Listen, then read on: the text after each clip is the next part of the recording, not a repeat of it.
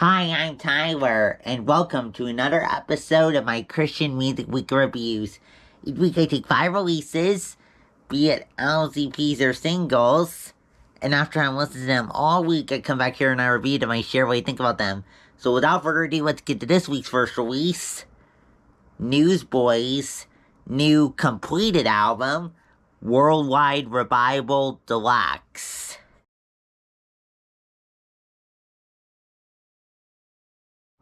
Newsboys-Worldwide Revival Deluxe. Let's dive into it. So normally, I would start my description of deluxe editions with what's new, but I think a better word, I think a better phrase to describe is, okay, what's the same here, and what's changed? What's different? So, for starters, lead singer Michael Tate left the Newsboys in January of this year, and their guitarist, Adam Agee, who's had lead singer experience with Stellar Heart and a brief stint in Audio Adrenaline, took over. Now let's talk about the track list here. So 6 of the original recordings on the Worldwide Revival Part 1 remain, with Tate's vocals on them. However, 2 of the tracks from Worldwide Revival Part 1, How Many Times and Christ Crucified, got re-recorded with Adam's vocals on them. And then they also made 4 new songs with Adam Agee's vocals to kind of round out the deluxe edition. Now, let's get into it here. So, pretty good album here. I would say, initially, I favored the Michael Tate tracks a little bit more. And I thought, the Adam tracks are good, but I definitely like the Michael Tate tracks better initially. But by the third listen, I was like, you know what? The Adam Agee tracks have their place too, and are pretty good as well. The only track I would say that I still had a little bit of a, not a full-on fan of, was God of Promises.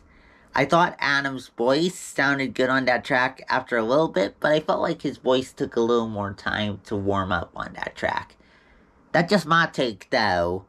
So, stylistically here, so, again, I'm going to do a little differently from normally what I do on Deluxe Editions. So, normally on Deluxe Editions, I talk about the sound more on the bonus tracks. I kind of take a look at, okay, what direction is the artist looking to potentially go in his, her, or their future music.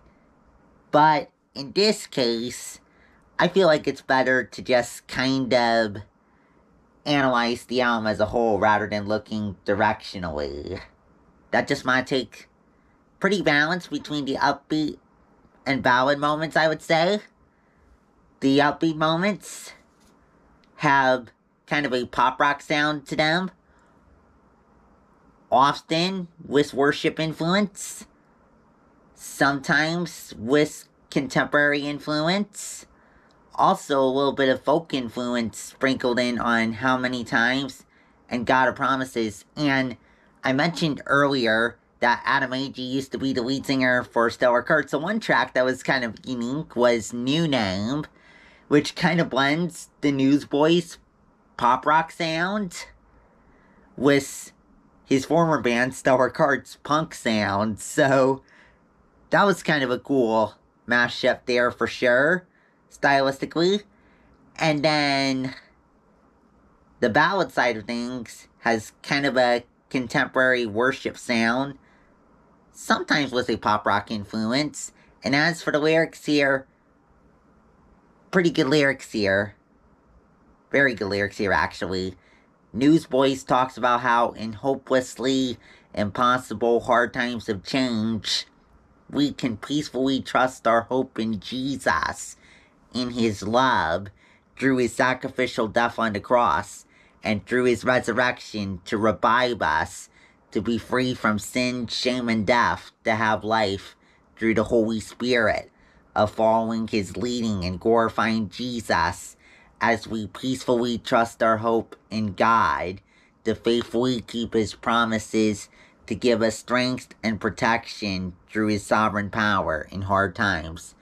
Up next, 10th Avenue North's comeback album, Learning How to Trust.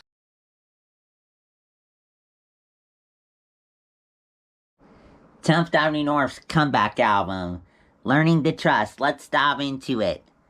So, 10th Avenue North originally disbanded in 2021 before coming back in 2023. Mike Donahue, though, is the only returning original member from the pre-disbandment 10th Avenue North. And there are 3 new members. So, now that I got that explanation out of the way, let's dive into my thoughts on the album here. So, for those of you who have heard me review the pre-release singles, you probably remember it took me a little time to warm up to those songs. So, I remember that as I was getting ready to review this album, but I liked this album right away on the first listen. The only track that I would say I had any remote issues with still is the way Mike's voice can sound at certain parts of Ministers. But other than that, very good album here. Stylistically, a very diverse album. Contemporary and alternative are at the forefront here. But we also hear some pop rock influence, some worship influence, some pop influence. I noticed too that 10th Avenue North tried to change things up a little bit too in this new era, in this new chapter, by sticking in some folk and R&B influence too. Slightly leaning toward the ballad side of things, but definitely some upbeat moments here too. And as for the lyrics, love the lyrics here. 10th Avenue North talks about how when we're worn out from suffering through hurt from worry and things uncontrollably falling apart in uncertainty, hurt from shame and hurt from each other, we need to learn to surrender that hurt to God and trust that He, in His undeserved love and grace through Jesus' sacrificial death on the cross, will restore us free from shame and fear, to welcome us as His children who reflect that love and grace by forgiving and reconciling with each other, and who trust Him to faithfully be with us, to sustain us, to overcome the suffering into a beautiful life in His timing. Up next, Jon Reddick's new album, No Fear.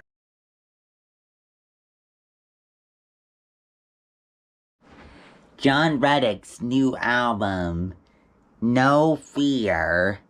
Let's dive into it. So, pretty good album here. I remember his debut album had to grow on me a little bit, and I thought his vocals were a little soft on some tracks, but this album, this sophomore album, No Fear, I like the whole thing right off the bat. Very good album here. Stylistically, definitely contemporary worship with some pop, southern, and gospel influence. Leaning slightly towards the upbeat side of things, but definitely some ballad moments here too. Actually, I would say it's pretty balanced between the upbeat and the ballad moments.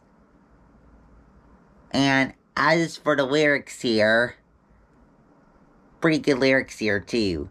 Jon Reddick talks about how he praises Jesus for how He, in His love, through His blood in His sacrificial death on the cross and death-conquering resurrection, saves Jon free from fear and shame to forever be God's child, surrendered to following Jesus and glorifying Him, as Jon trusted his faith in Jesus to fight for Jon to have strength for good, miraculous victory in God's sovereign timing.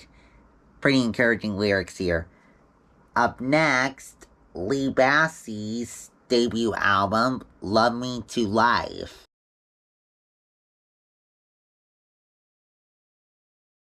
Lee Bassey's debut album, Love Me To Life. Let's dive into it. So, pretty good debut album here. Stylistically, definitely R&B first and foremost. And then, definitely strong pop influence. And somewhat of a hip-hop influence here, too. Mostly upbeat, but there are a few ballad moments here, too. And as for the lyrics here, pretty good lyrics here.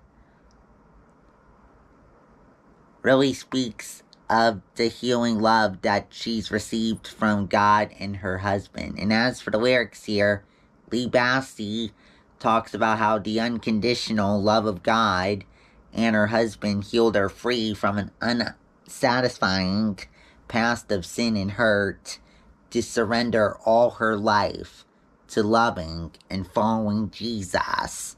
Up next, our last release for today, Wolves at the Gate's new album, Wasteland.